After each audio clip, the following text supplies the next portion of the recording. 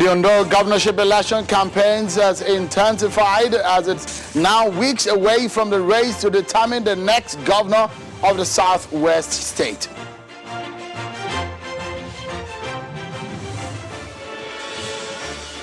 And the Nigerian labor unions have threatened strikes over recent increase in price of petrol and electricity tariff. We'll find out why labor is going on strike and what federal government is doing about it.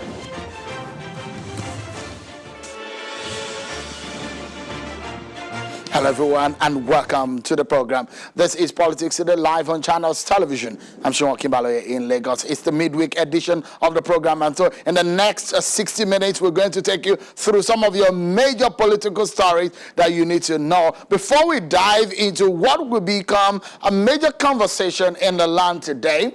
The race for the governorship seat in Ondo State gets us talking, and especially a lot of you who are now talking about whether or not it's going to be a three-horse race, unlike what we saw in Edo State. What has the Edo governorship election taught anyone in Ondo State? What will become of that election in the next few weeks? We touch on that on tonight's program. And again, we will touch on President Muhammadu Buhari's policies and the plan of labor unions to go on strike. Negotiations are ongoing, but what will happen in the coming days? Let me show you some of your political roundup stories that you need to know now.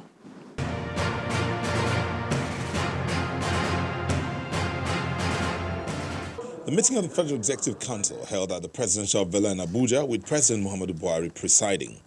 It's the 16th virtual meeting of the Cabinet, which also has Vice President Professor Yemi Oshibajo, the Chief of Staff to the President, Professor Ibrahim Gambari, and Secretary to the Government of the Federation, Boss Mustafa, in attendance. Some ministers who are also physically present include the Minister of Transportation, Information and Culture, Interior, as well as Works and Housing. Other ministers and government officials participated remotely from their offices. The hearing of the appeal filed by the Governor of Bayelsa State, Senator Daye Diri, before the Court of Appeal sitting in Abuja has been stalled due to the appearance of two different counsel representing the Advanced Nigeria Democratic Party, ANDP. At the resumed hearing, lawyer to the respondents, Mr. Kende Ogumumiju, a senior advocate of Nigeria, announced appearance for the ANDP. But the second counsel also announced appearance for the same party on the grounds that the party instructed him to take over the case. Following the appearance of two counsel for the party, the court adjourned the appeal to September the 24th, despite the objection by Governor Diri's lawyer. The Bayelsa Governorship Election Tribunal had on August the 17th nullified the election of Governor Diri based on the petition filed by the ANDP, which argued that it was unlawfully excluded from participating in the exercise. Reactions continue to trail the victory of Governor Godwin Obaseki in the Edo election, even outside his state. Rivers State Governor Nyesom Wike described the re-election of Governor Obaseki of Edo State as a triumph for democracy and the end of political godfatherism in the country. Governor Wike's message was conveyed to the leadership and members of the Wike Solidarity Movement from the 23 local government areas of the state who were embarked on an election victory in Port Harcourt.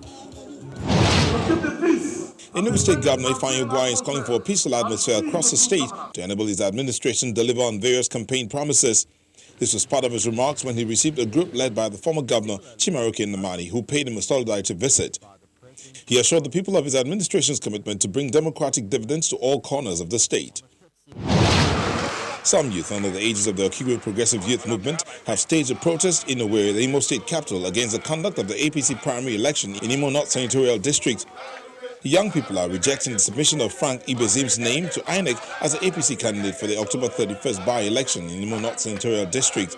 The protesters in their numbers, carrying placards with various inscriptions, marched to INEC office along Port Harcourt Road and later to the Government House, insisting that Senator Ifeanyi Ararume is the winner of the APC primary elections, while maintaining that they would not want the party to lose the forthcoming by-elections for fielding an unpopular candidate.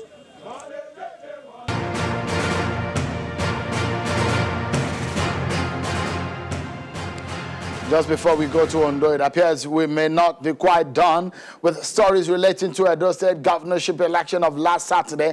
Governor Obaseki is continuing with his thank you visits, this time around to some of the governors of the South region for their role in actualizing his re-election dream as governor of Edo State. Today he's in Rivers State. Governor Obaseki says the governor of Rivers State, Nyesom Wike, played a major role to ensure that the mandate of Edo people was protected. Governor Obaseki was in company of his wife, the Deputy Governor Philip Shaibu, and his wife, as well as other Edo State political leaders. Take a listen to some of what they said after that meeting. We are here to say, Uwese, thank you very, very much. The victory we are celebrating, yes, it's from God, but God used people to make it happen. This house, this venue, was where it all happened.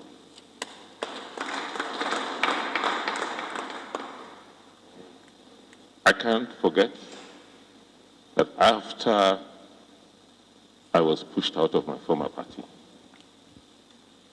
the first place I came to seek solace, to seek support, was in this very, very house. Let me, on behalf of the government and people of the state, sincerely thank the governor. Why do I say thank you? He has said that God used people to actualize a particular objective, but you must make yourself available. So he made himself available for God to use him to fight against godfatherism in Nigeria.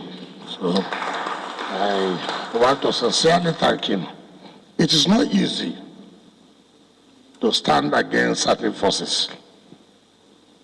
For you to even have the courage to say, look, for whatever it was, I will stand for the people of Edo State and make sure that Edo people get the best. Well, you heard it. So, the Edo governorship election is over now, and we're looking forward to the conduct of the Ondo governorship poll. That election happened in a matter of weeks. It will happen precisely on the 10th of October 2020. Well, there's some information that you need to know about that election or the state, Ondo State, which is in the southwest region of the country, how big that state is in terms of the landmass, the voting population, just about 1.8 million. The actual voting population that we will see is in a matter of 1.4 because of the collected PVCs that are available, although we've never seen as much of people vote in that state as much as 1.4 in the last in the recent history. But if amount of people will come out to vote, 1.4 million is yet to be seen. There are 18 local government areas with 3 senatorial districts, and those are some of the information that you need to know about Ondo State. Tonight we'll be speaking to people who are in the know about this race, especially those who are said to have been in the front line in the campaigns that we have seen so far. I'm being joined tonight by the director of the media of the Jegede and PDP campaign organization, Dr. Benson Enikuomei. Thank you so much, Dr. Benson Enikuomei, for joining us tonight on the program. The pleasure is mine, and good evening to everyone at home. Thank you so much, Dr. Enikuomei. What has the Edo governorship election taught you in the PDP in Ondo State? Well, we must thank God that the election in Edo State came. We all witnessed it, and today we can tell the story that it has come, it has gone. Lessons to learn. One, that the election was for the people of Edo State. And it was determined by the people of Edo State. That it was for the benefit of the people of Edo State. So if we're going to define that election of the people of Edo State, by the people of Edo State, for the benefit of the people of Edo State. And therefore, they made categorical statement to say, we are not going to allow ourselves to be colonized by any person whatsoever. The decision of who should be our governor rests squarely and absolutely on us. And therefore, we are going to take our destiny into our hands. And they did. They stood by their votes. Their votes counted. they followed the votes to the various units and ensured that that which was done at the unit was transferred to the wards, from the wards to the local government, and from the local government to the state. At every stage, the people of Edo follow it. So for people who thought that PDP may not have a chance initially in Ondo State, what kind of inspiration have you gotten from Edo State? Does it give you any form of does it raise any chance for you in Ondo? When you witness success, you learn from it. For the people of Ondo State, the election that is coming is for the Ondo State people, will be determined by Ondo State people and for the benefit of the Ondo State people. Therefore, we should follow our votes from the unit, ensure that the votes that are cast in the units are counted in our very presence. We witness it, record same, and nobody goes home. No fighting. When you are going for the election, carry your bread if you are likely to be hungry. Carry a bottle of Coke. Carry water. When you have cast your vote, stay aside and be washing. There is no crime in washing your vote. You must stay by the vote. Because therefore, the people must stay by the vote, and thereafter, they must escort the vote. And I use the word excursion. Escort the vote to the wards, and from the wards to the local government and to the state. It's a lesson from Edo State, and we must take it in. All Two, right. we must also call on INEC, because INEC did a little bit beautiful in Edo State, though some of us have been skeptical about what has transpired of recent. But maybe when you are criticized for a long period of time, you want to make a change. And so what happened in Edo State, I want to call on INEC, Professor Mahmoud led Independent National Electoral Commission, to raise the bar, to do more, and ensure the transparency that happened in Edo State. The police also have been commended, and I'm not going to join in condemning them, but they must also do more. All right. If we do all this, the people of Ondo State, who are now moving very strongly towards the PDP, because that state was formerly a PDP state, until APC came, did what they know how to do best.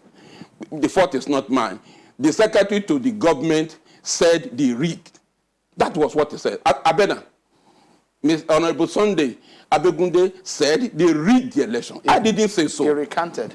If he recanted, at what age? It was like what Oshomole did.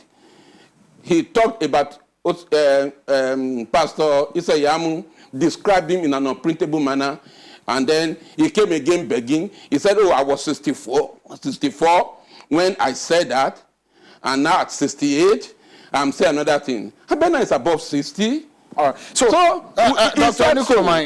Nikromai, the last time around, 4 years ago, your candidate was beaten by the incumbent governor of the APC. Very well. And the word in town is that he said that he will do it yet again. Well, when you run a race and you sprint well and you come first, you must continue to train.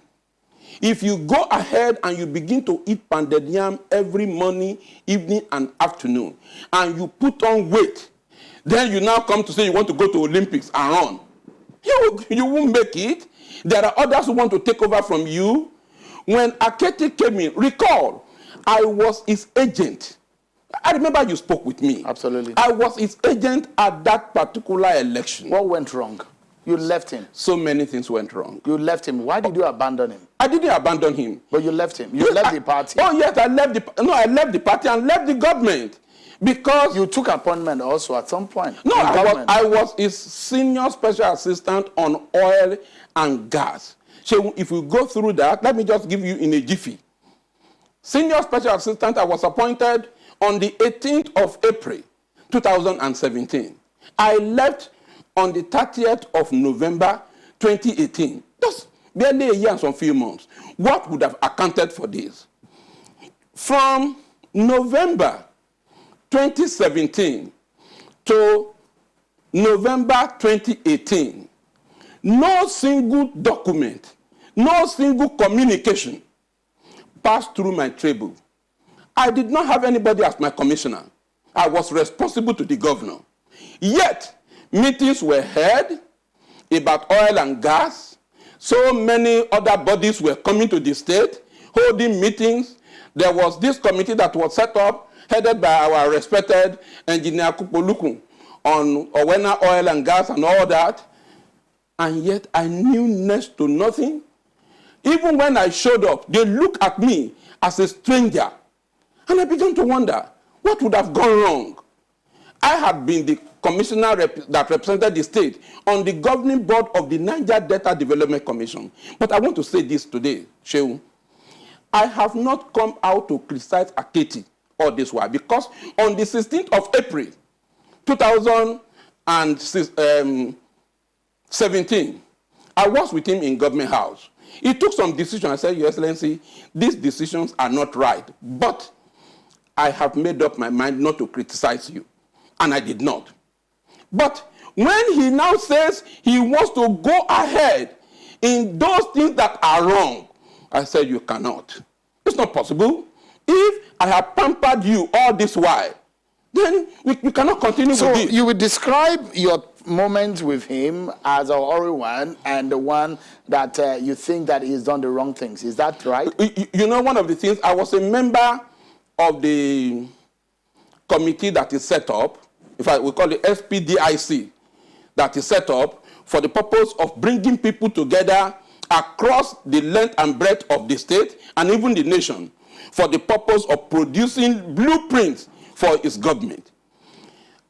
Hardly had we submitted the report when the governor took a decision, a very far-reaching decision, to the effect that 30,000 naira was the amount payable in our tertiary institution, Akungba, Adekunle Ajasin University, Akungba.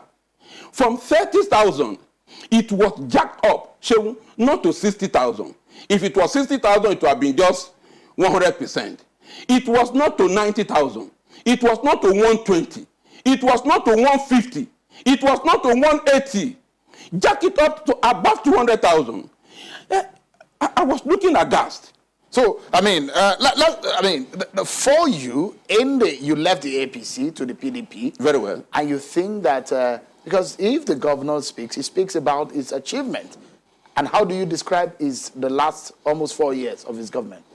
How do you describe it? Whatever I say now, people will read the meaning that, oh, it's because Benson is not with them. But any woman speaks the truth, the whole truth, and nothing but the truth. Where I go wrong, Shehu, I admit. Where I do not do right, I admit. But when things are patently wrong, I will talk about it. So you think Aketi, the governor, does not have a chance? The possibility of Aketi returning is like Kilimanjaro mountain returning to Nigeria. All right, just a moment.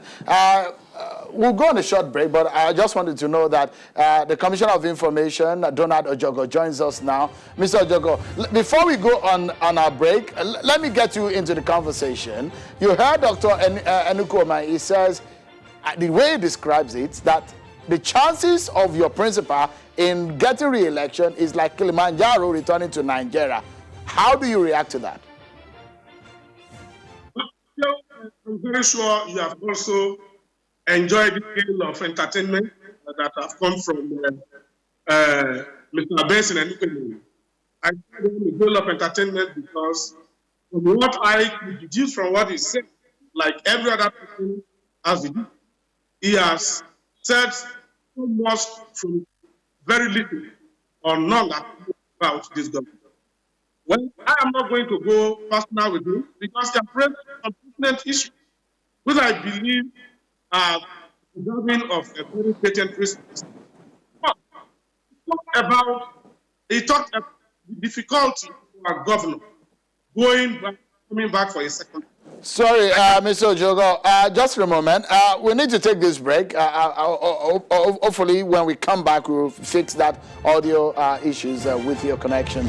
We'll take a break, and when we come back, more on the Ondo State governorship election. On the heels of what happened in Ondo State, it does look like the PDP is saying they have a chance in Ondo State. We discuss the perspectives and the chances, the permutation ahead of that race. Don't go anywhere, everyone. We'll be right back. There's a claim to put before the appeal. How I will respond to it, I will respond to it with the appeal. The appeal process is there, and I've handled it. So, if you claim it was fraudulent, it is you to prove. Well, for me,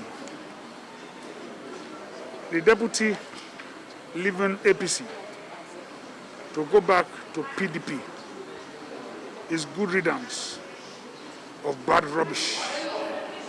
We thought we could accommodate him in APC, but since he made a choice to go back to where he truly belonged, so all well and good.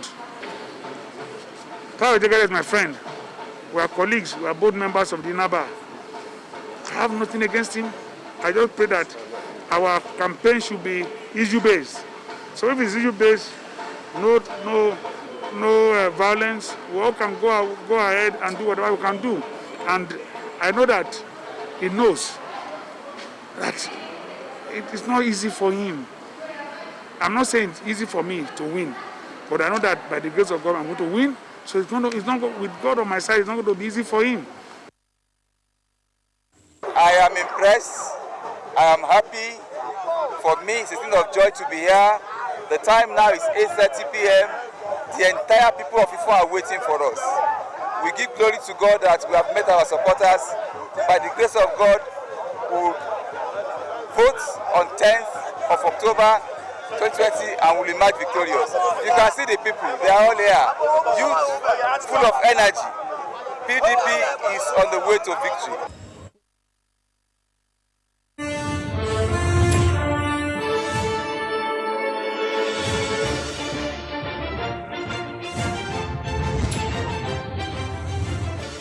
Thank you so much, everyone, for staying with us. Let's get back to the conversation. It's about Ondo governorship election and the race for the #1 seat in the southwest state. And so, getting to talk with some of those who are in the know about this race, the spokesperson of the PDP campaign organization in Ondo State, Dr. Benson Enukwuomei, has been talking with us tonight. And also, we have Donald Ojogo, who is the Commissioner for Information in Ondo State. Of course, he's with the incumbent governor and the candidate of the APC. Thank you so much, gentlemen, for coming on tonight's program. Let me begin this conversation again with you, Mr. Ojogo. I asked Dr. Enukwuomei about the Edo governorship election, and a lot of inferences people are drawing into the lesson of Edo State that PDP won. Any apprehension for your party from what has happened in Edo State?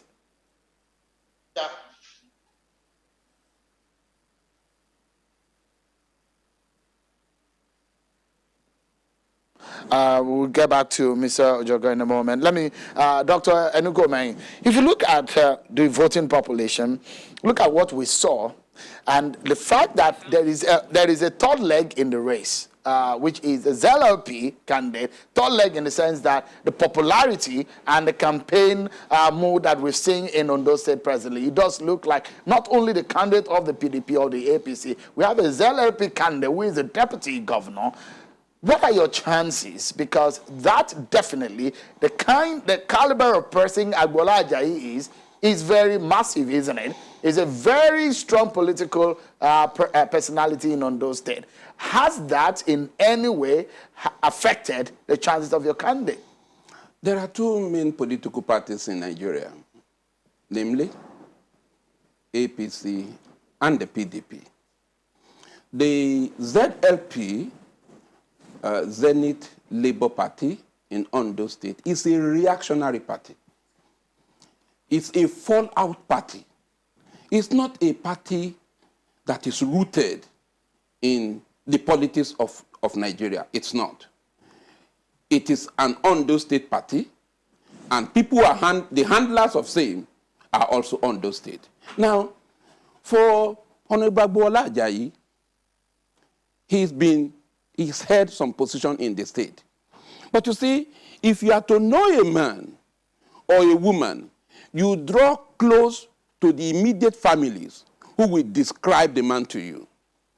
Now, the boss of Agbola Ajayi is our own Arakuni, Oluwarotimi Akeredolu, SAN. Of recent, in one of the interviews he granted, I'm not so sure whether it was on your channel or on one of the programs, he described him as an unreliable person. In fact, he went ahead to say a neophyte, a nikunku. I'm quoting his words, not me. And that for our own candidate, Ida Ojegede, which he has also said just now, that he doesn't feel bad if such a person emerges, because Ondo State is a state that prides itself in terms of education.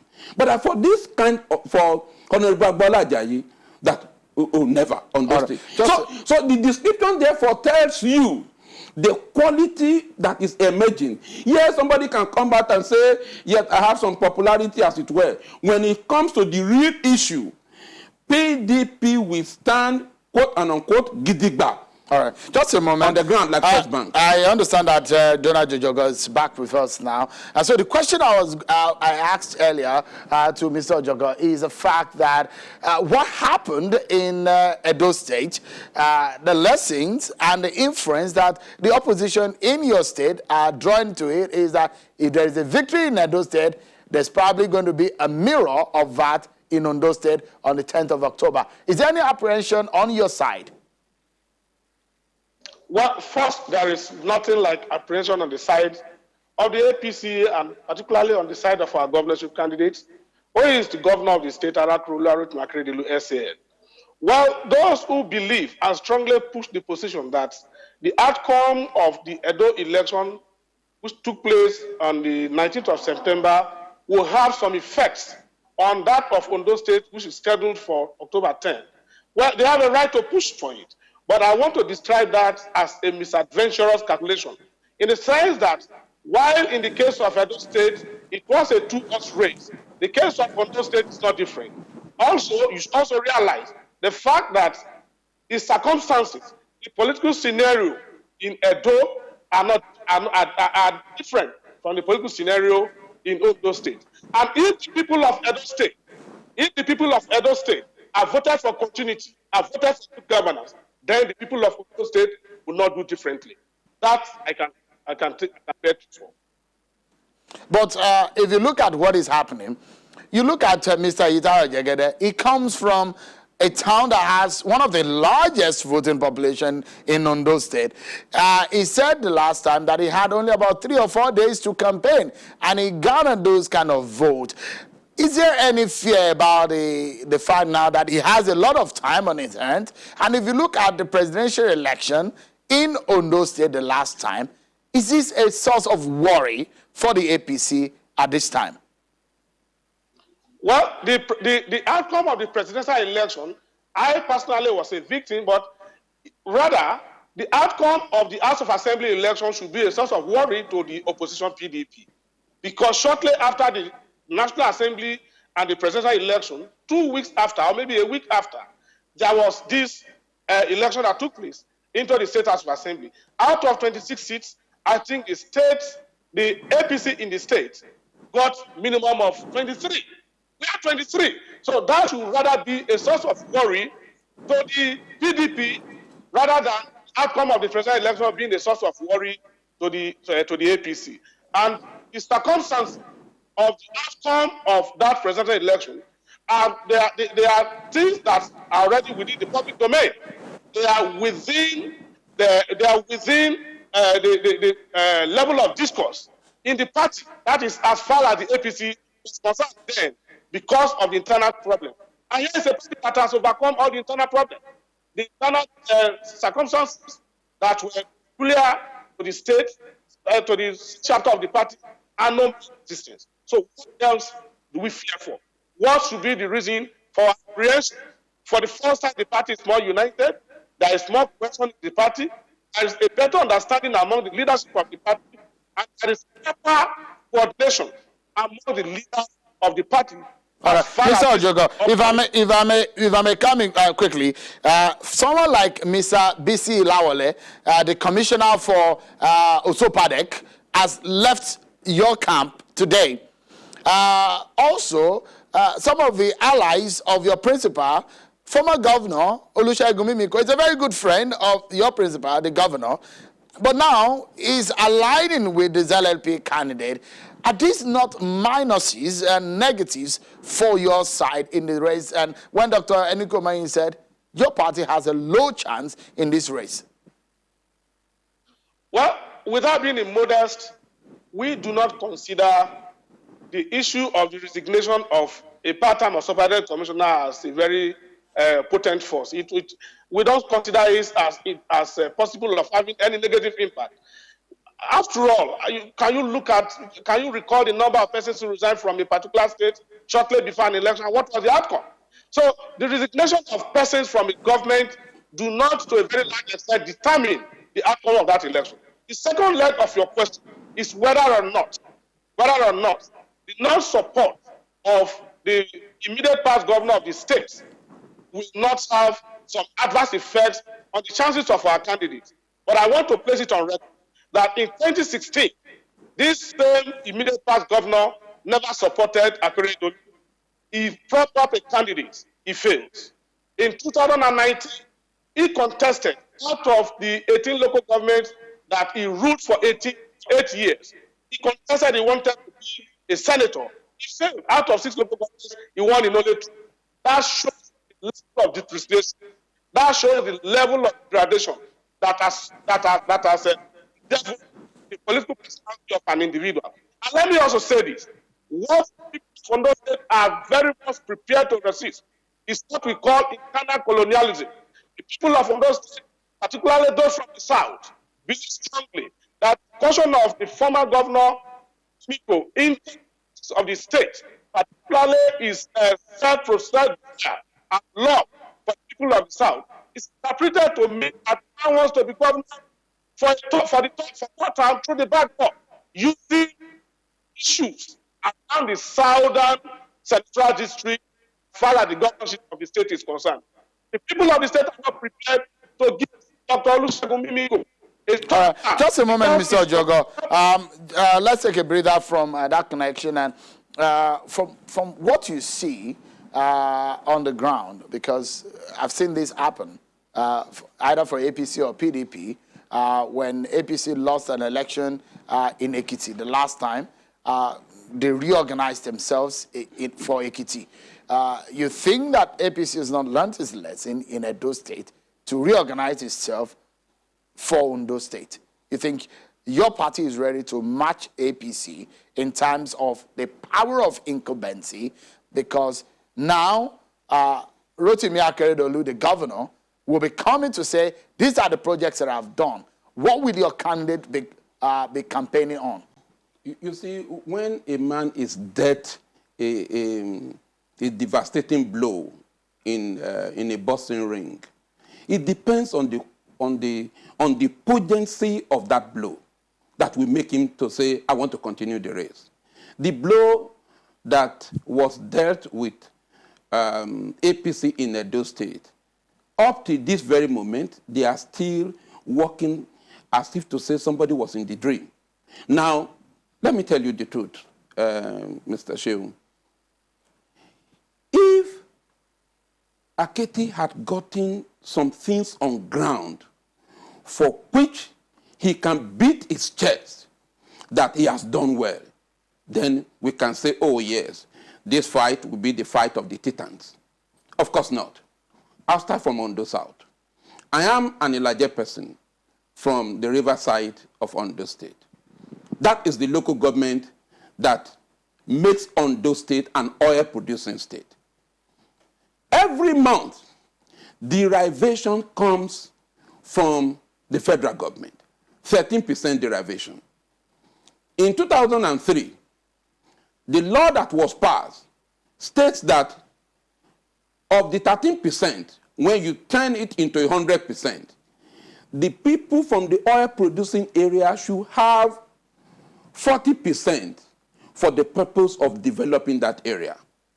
While the remaining part of the state will take 60% of the derivation. I'm not talking about the total revenue that comes from the federal allocation. I'm only talking about the 13% derivation. And the 13% derivation that comes every month, the least that has ever come to Osopadek on the basis of 40% ranges from 600 million and above on monthly basis. There was a time in the state that 2 billion was coming as the derivation. And if you work 40% of 2 billion, that will give you 800 million. I am willing and prepared. And I say this on a national, international television such as Channel Television, to say I will sponsor the cost to go to Ilaje and find out which project this government began, this government completed from 2017 that it took over. Now, of recent, they went to Abutu and recommissioned the water project that Dr. Mimiko's administration initiated, completed, and commissioned, whether it was fully done or not, but he commissioned same.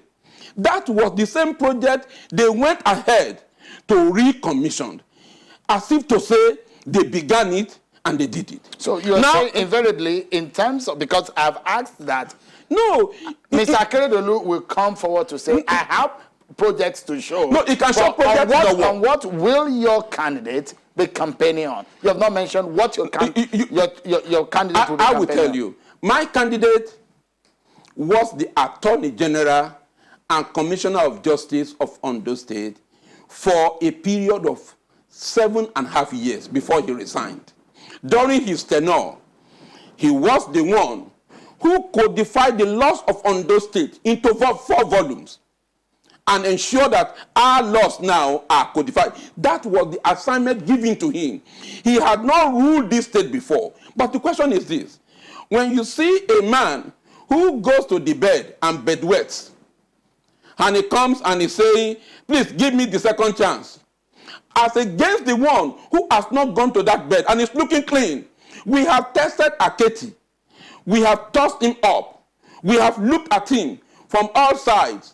And if I may describe Shehu without being immodest, if we look at the book of Daniel, chapter 5, verses 22 down to 27, what we look at, we will see a word, tekel, meaning we have weighed you, we have balanced you, we have found wanting. So in 30 seconds, what will be your final thought? My final thought is this.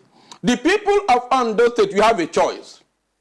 The choice of choosing between the right and the wrong. Today, the PDP presents a credible, reliable candidate in person of Eyita Ojekede. Look at his mien. Look at his disposition. Look at who he is. All right. And therefore, choose ye this day whom you will serve. Is he the one that has kept you in servitude for these past 3.5 years? If you continue, it will be woe and woe. Choose PDP, and the choice is going to be a good choice. Dr. Enukwumehin, let's allow Mr. Ojogo. What will your candidate, Mr. Ojogo, be campaigning on? You heard what Dr. Enukwumehin had said. As you go to the polls, what will your candidate be telling the people of Ondo State? Well, it's an interesting scenario. The truth of the matter is that we are building our campaign on a solid foundation of achievements, on a very solid foundation of what we've been able to achieve in the last 3.5 years, particularly with special reference to the South Senatorial District. What the people of Ondo State will resist is a return to Egypt. My brother and friend, Dr. Enukwumehin, has described this candidate as one of the best that can happen to Ondo State. But I want to tell the world that a vote for his candidate is a return to Egypt. This is a man that was Attorney General for years. Under the same man, he has vilified. Under the same man, he has kumel. I'm talking about Dr. Olusegun Mimiko. You cannot appropriate and reprobate at the same time. Unless it's the same something he doesn't understand. Here is a man that started over the state tender board for about 80 years and never for once initiated a project that was beneficial to the people of the South, particularly to his own local government, the larger local government. We had an opportunity of generating revenue without relying fact. That is the Dangote refinery. What happened? What were the negotiations? What were the contracts and the indices of the negotiations that pushed Dangote refinery away from the larger local government to Lagos? We must ask our people. We must tell our people to ask what happened to that project that was taken away. What were the negotiations that they couldn't complete? Or what were those issues that they avoided the limit? Or what were It's unfortunate. That connection is a very terrible one. We must close this section of the program. I must sincerely thank you, Dr. Enukwumehin, for coming on tonight. And Mr. Ojogo, we hope that we'll be able to drag you to the studio, Mr. Ojogo, in the coming days, and of course talk more about what is happening in your state ahead of the election. Thank you so much for coming tonight. We'll take a break, and when we come back, we'll look at the labor strike that is looming, what the President Buhari is doing about it, and the fact that electricity tariff and the increase in petrol price that has made the labor leaders say they will go to the street and shut down the activities, gets us talking, everyone. Don't go anywhere. We'll be right back.